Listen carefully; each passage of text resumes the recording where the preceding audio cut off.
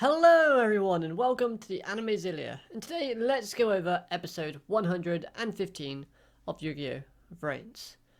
First off, I just want to say what a savage Revolover is at the start of this episode. He floats down trying to obtain this envelope that Soulburner won at the end of last week's episode. And his reasoning is obvious because he feels like he's the one that should end I. He doesn't really trust Playmaker all that much because he knows that there isn't 100% certainty that Playmaker will let I go due to sympathy. So Revolover's mind is like, right, I'll do it. I'll destroy the Dark Ignis and then, we can go on with our many lives. I've had too many people sacrificed as it is. Now, this is not the main bit of greatness from him that I liked about him in this certain scene. In this particular scene, we see Revolover talking about destroying I, but it's the fact that he's talking about destroying him while having a smile on his face. Throughout this entire scene, he's serious while talking to Soulburner, but then when it comes to the idea of him fighting against I and possibly beating him and destroying him, he's got a smile on his face, and I love that. However, he then takes things to the next level, as before the Soulburner versus Revolover duel starts, he changes the setting to the Lost Incident. So basically, where they finished off the last duel, he basically snapped his fingers and this new area appeared. And this area is the Lost Incident building, where they were trapped.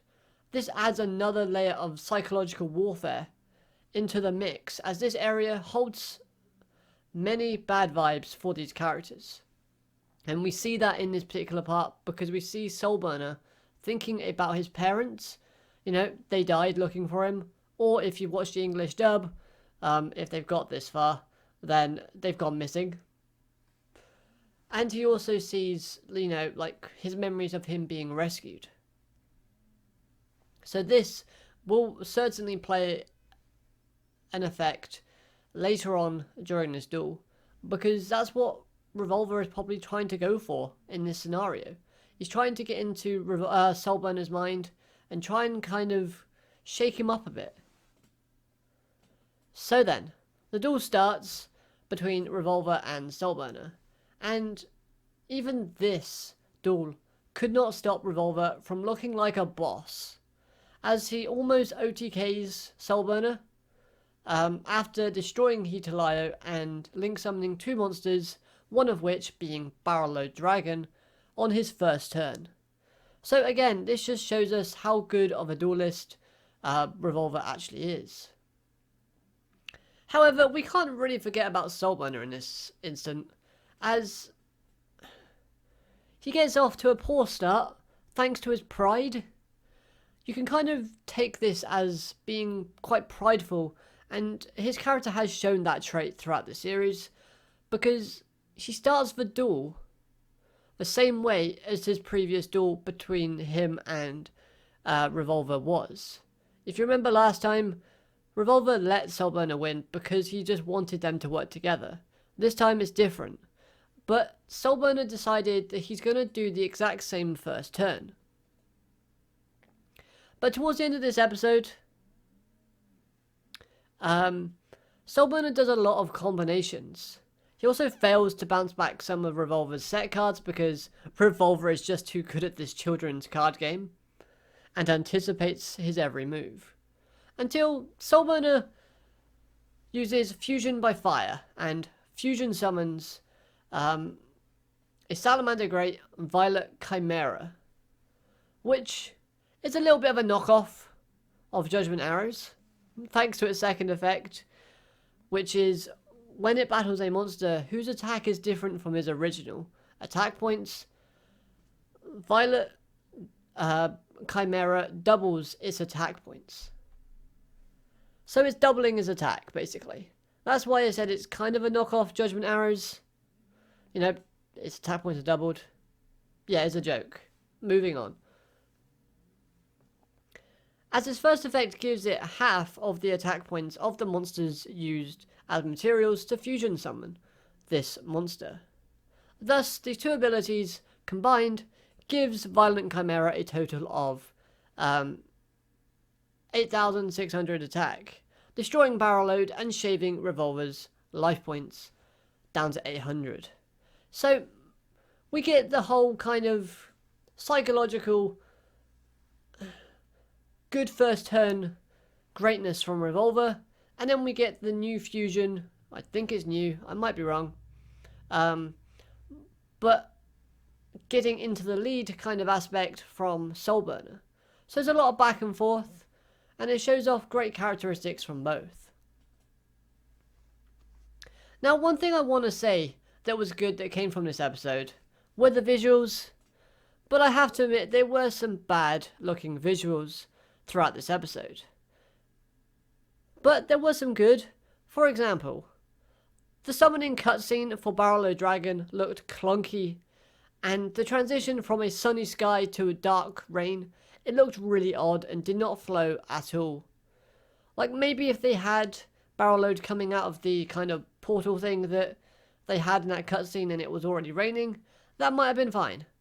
But going from sunny bright skies in a mountain range to dark, gloomy, rainy forest area, it didn't transition well.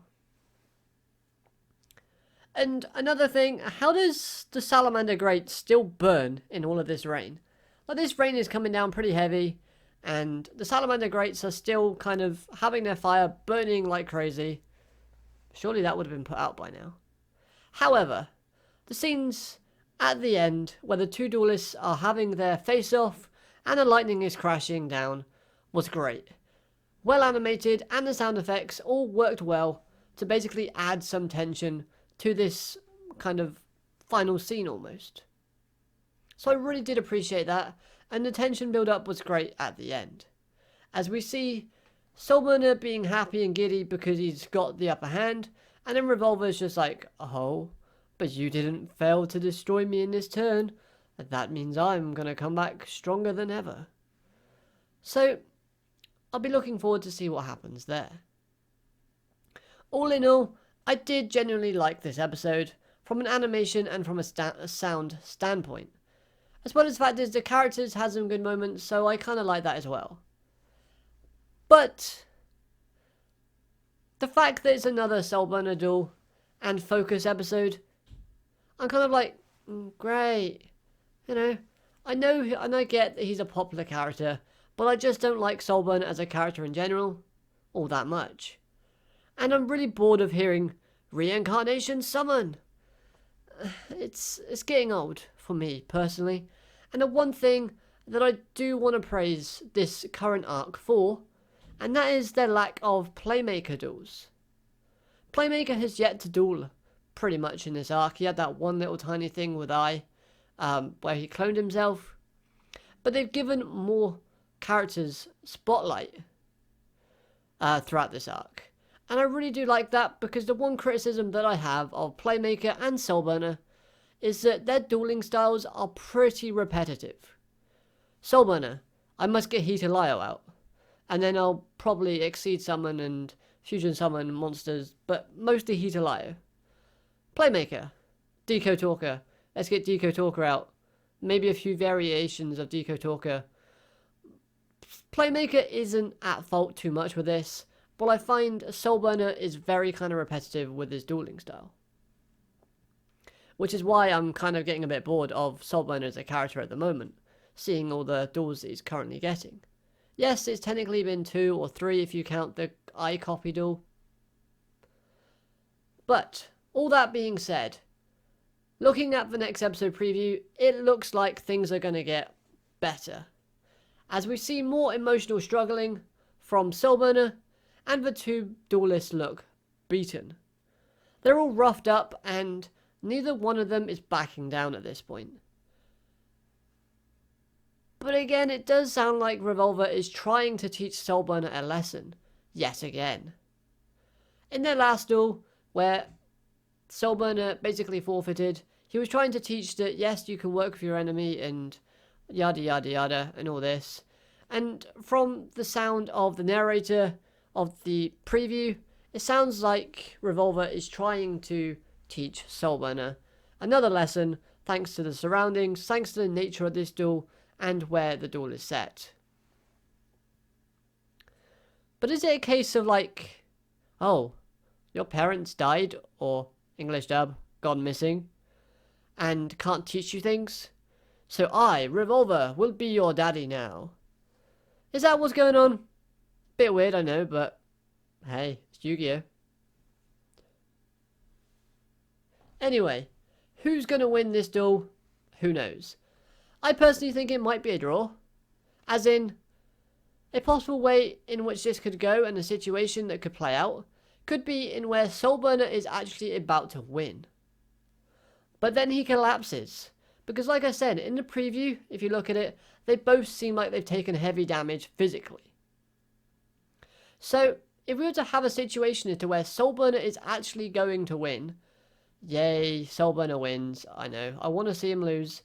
But if we have a situation in where he's about to win, but he collapses, then maybe Revolver would be like, fine, I technically won, but I technically lost. So, you know, Playmaker, have this card, do what you like with I. Let me tag along if you want. I won't force you to hand over this envelope that I want from you. Maybe that's kind of how they're going to play it out. You know, kind of like Joey from Duel Monsters. In Battle City, when he battled Merrick, he was about to win, but he collapsed before he could call his final attack. It would be pretty cool to see this type of thing happen. And it would be kind of a good loophole to kind of get out the fact that, A, they don't want Soulburner to lose because he's a popular character. And obviously a lost instant victim. So him losing would be like him dying. But then obviously having Revolver lose would be a bad thing because Revolver is also a popular character and he's like the main rival. So maybe that's a way they can kind of go about it to kind of, you know, solve that plot thread. Anyway, I want to know what you lot think watching this video. Who do you think is going to win? Do you think what I said about it being a draw and the situation playing out that I suggested is plausible? Let me know all your thoughts on this episode down in the comment section below. Anyway, that's going to wrap up this review.